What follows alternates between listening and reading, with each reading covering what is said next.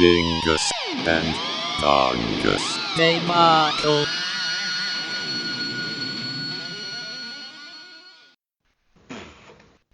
Episode 29. So I don't have COVID. Hell yeah! Hooray! Not that it matters. We're going to get this out on time. Right. Maybe, if I'm punctual. But now it won't because I was quarantining myself. Right. Yeah. So I had quote unquote plague. You all potentially might have had the plague, but it wasn't a thing. Nope. So you didn't have the proper plague. I had the wrong plague. The wrong plague, and I didn't have a plague at all, it turns out. Yeah. But I was trying to isolate and wear a mask. Dingus and Dongus going strong. So strong that we could even be Robocop. Just go with it.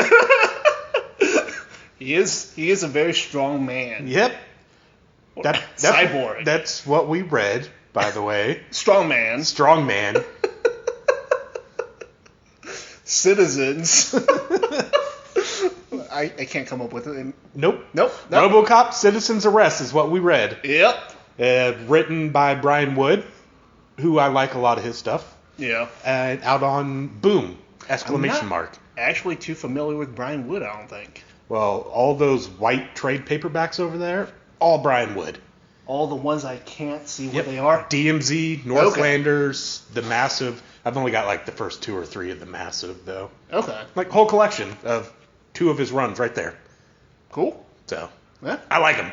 He also did some Conan stuff that I have not read yet, but I'm sure to like it because I like Northlanders and I Yeah. love Conan, so. It wasn't like Marvel Conan, it was like... No, it was Dark Horse. Dark Horse Conan. The superior Conan Okay. Fair. is all Dark Horse. Fair. I have read some Marvel Conan and it's not so good. No, well, the earlier Marvel... We're sidetracking immediately. Yeah. The early Marvel Conan is goofy, but still fun. Yeah. And I've only read a little bit of the newer Marvel Conan stuff. I think I read like 1 volume of Jason Aaron's Conan, and I enjoyed that first volume, but I never followed up. But I could see that being good. Yeah. You know?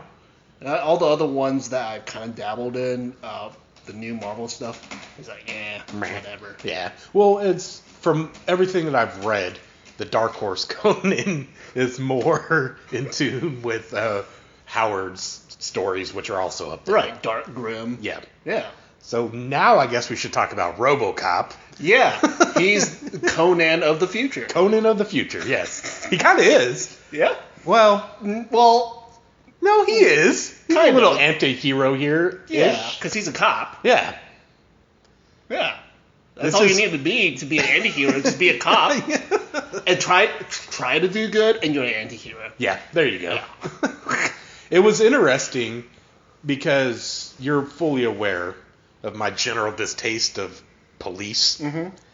That this book actually made me have some marginal sympathy for cops. Yeah, because they're, like, outdone by the evil of corporate America. Right. Like, I don't hate them as much as I should because they're being fucked over by something even worse. Yeah. I guess. Yeah. Now, it's, kind of same old story with Robocop in this book where, they're saying Robocop's outdated or whatever. We gotta bring in something new Right. to replace him with. And I thought the way they ran with it was pretty cool. It's like they made a snitching app. Yeah, it was horrible. And they made the snitching app into a gambling/game. Right. It's like, oh, that person over there looks like he's doing some illegal bullshit. Let me report it in this app, And you get which some I have to pay points. for. Yeah. You pay for it, and if it turns out that the person was doing a crime or whatever, you get compensated X Right. amount. And if they weren't doing a crime, You paid for you nothing. paid to snitch Yeah. for nothing. Yeah. It's turning the whole of New Detroit into just hell on earth. But it doesn't look like it. No. It looks like it's going to be shiny, new, Right. fancy, futuristic, perfect utopia, but then the underlining technology and and bigwigs behind it and their methodologies make it a tyrannical state. Yeah, it's a police state where they make us police each other. Right. Fuck. And then there's also drones everywhere. Oh yeah, there's drones and robot cops walking around. Not Robocops, mind you. Robot Cops. Because there's an important distinction. The T Yes. for transhumanism. For transmission. Because robots have transmissions and robos don't.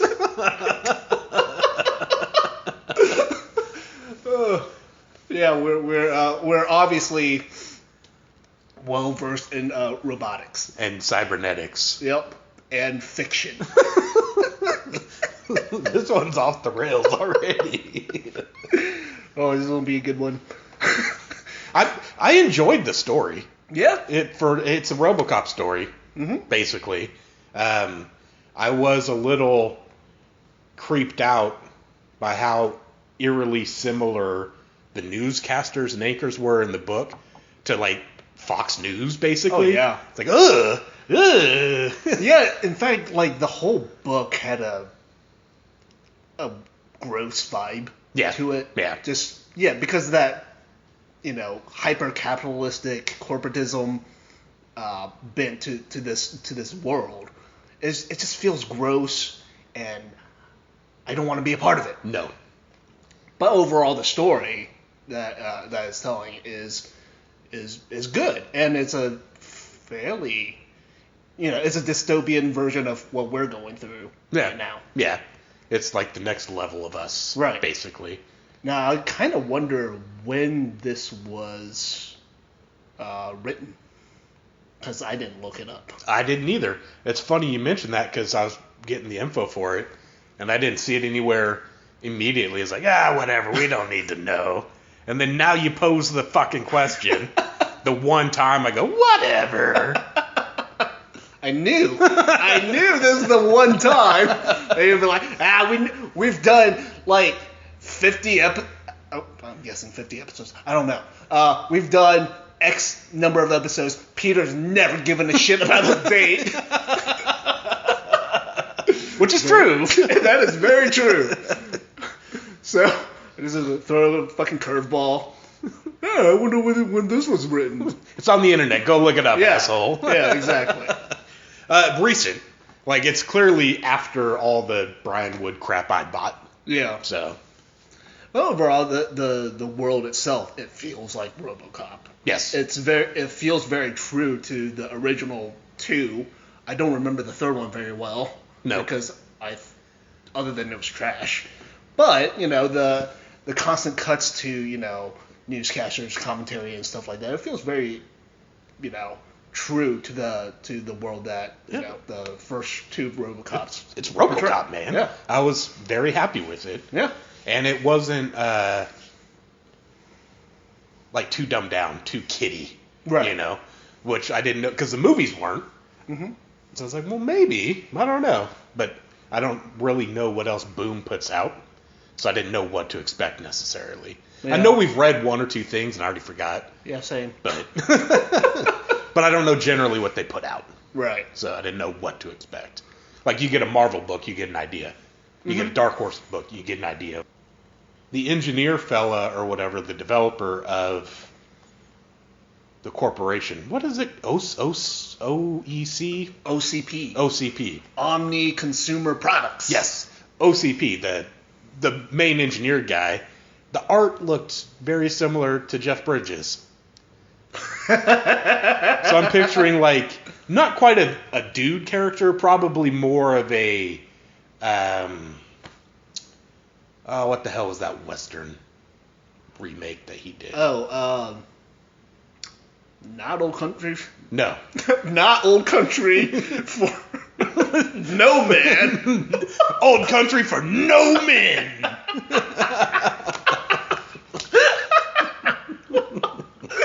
It's Yeah. So, but it's like, That oh, one. look, Jeff Bridges Yeah. is in RoboCop now. Yeah, it was the movie that the original had John Wayne in it, Yes, right? yes. Yeah, that one. Shit. Dewey Cox Walk Hard. That was actually... I was thinking Walk Hard. No. It's... Shit. I was going to say that Bradley Cooper and Lady Gaga movie, too. But that's not it either. No, none of these movies.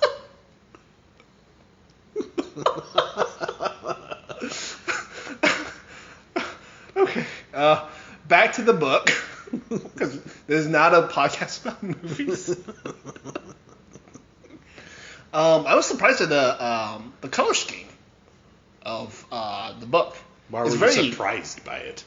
I just don't think of RoboCop as pastel. Okay. Yeah. Yeah. It's very pastel-y. Whatever that means. Pastelli. Give me some of that pastelli. You want to go to Italy next year? Get some pastelli on a gondola? Yes.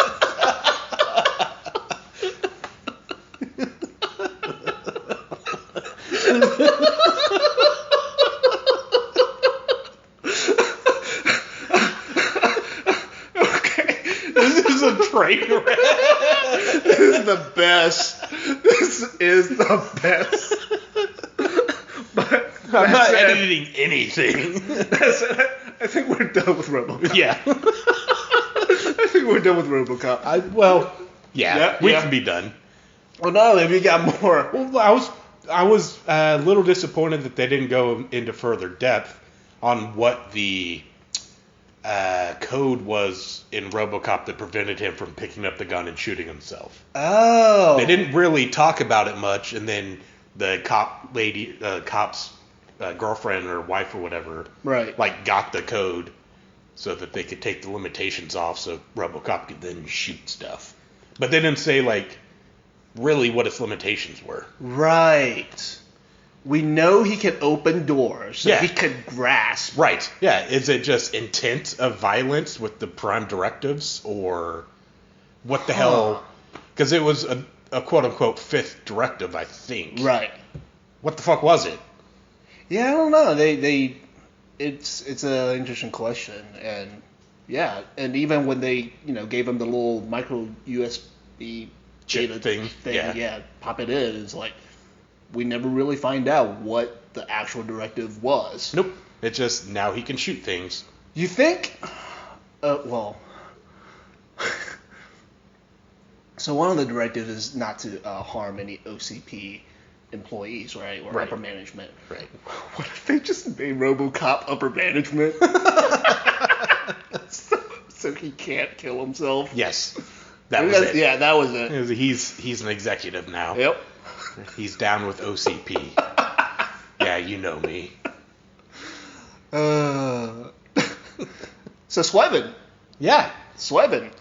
The Eternal Resonance out 2020. Which record label was it? Vaughn? Vaughn It's- Records. It's Van, but the A has a Excellent A-do. dilly doody over the A. It's got half of a hat. So it's a Vaughn. Vaughn Records. So, Sweven is kind of a continuation of Morbus Cron. Yeah. Well, when I saw that Sweven was on there, like, oh, I know this album, cool. Yeah. I listened to it a couple years ago because Rafe suggested it, blah, blah, blah, and then I made the realization, oh, this is not Morbus Cron. Yeah. They're using the same name as their last album. Let me look at, oh, it's, okay. And then, Yeah. to your point. Yeah, so they just, I guess use that last album as a jumping off point for this new project, Sweven. And I could hear some of the similarities between that Sweven the album versus Sweven the band. And to me, Sweven the band, it sounds like a musical equivalent of a lazy tubing trip down a river? Nope. No? Nope, I don't get that. I've done many of those. Never once has the sounds that this brings out give me. It's just, I don't know, just the vibes. It seems very relaxing and soothing for the most part. Well, I saw it as a kind of moody, and I don't want to say it, but sort of romantic feeling. Mm-hmm. So I guess your sense of romance is tubing. Oh, yeah.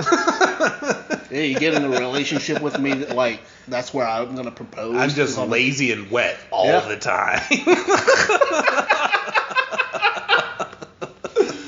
Oh, that's me to a T. Lazy and wet. But it reminded me a lot of the same, especially the vocals. The second album from both Mexico's Cenotaph and Sentenced, North from Here. Yeah.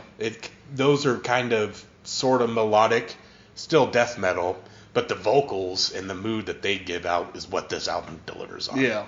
Kind of just a moody riff factory.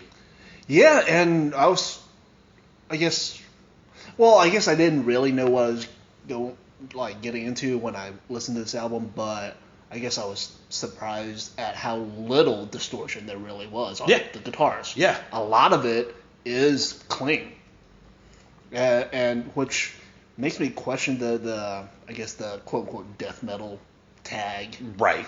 It's like barely death metal. Barely. Yeah. I really enjoyed the album. I know we have this common comment. It was too long. We always say that. Maybe that's just a problem with us. I don't know. And it's also interesting in that because of the last episode we did, this episode delivered on like the quiet, calm parts of quote unquote progressive music. It's like, oh, you nailed it. Like versus Ne Obliviscaris, where it's like, oh, that was jarring and dumb. Right. It's like, oh. So it's just interesting. And I don't know if you planned that or that's just how it happened to compare the two albums. To be honest, this was added because I was scared of pronouncing a later band. Oh, okay. In fact, that band has been bumped twice now, I think. Because I just look at it and it's like, God damn, I don't have to fucking figure out how to pronounce this shit. Okay. Yeah. I commend them also on making the jump to a new project. Yeah. If a band changes their sound reasonably enough, it irks me for some reason that it's the same project. Right. It's like, if it's a different thing, make it a different thing. You can have the same members. That's fine. Mm-hmm. It's a different thing. So don't do an Ulver. Yeah, no. I wonder how many projects Ulver would have had to do. At least 4. 4, yeah. Yeah. And I think the final incarnation would be the final incarnation. The final incarnation. That would be it. Yeah, that's the name of the band. Yeah. Final incarnation. Yeah. They have reached their ultimate form. Yes. I won't say it's the best stuff, but I don't see them moving from it. Yeah. And I see it garnering more attention than anything they've done. That's true. I mean, as far as people. Yeah, it's very easily digestible as comparably. Yes. And also we're talking about Sweven, not Ulver. Nope. Overall, I really enjoyed the album. It was long, and I actually, for this one, the first listening session, I had to cut it in half. Yeah. But I want to point out the last track. It was really cool because on the very last track, they finally brought in clean vocals, which, like, given how much, I guess the lack of distorted guitars on the album, I was expecting a little more clean vocals throughout the album. Right, yeah. But, toward the end, they finally brought in some clean vocals. Like, oh, okay. Nice way to cap it. It was good stuff. Yeah. Where are they out of? It's Sweden? I think so. Yeah. Yeah. Sweden. Sweven. Shiggity Swow. 57. It was like, I don't know. Sweven sounds like a little kid trying to say 7. Yeah, like a drunk toddler. Yeah. Like a toddler whose dad got fed up with them. I said, want "Here's 7 more shots. Yeah, here's some whiskey. Shut up. And he goes, no, I want 7 more. God damn it. We ain't got the money. You're drinking us dry, boy. Go make some progressive metal. Time for you to earn your keep. Oh.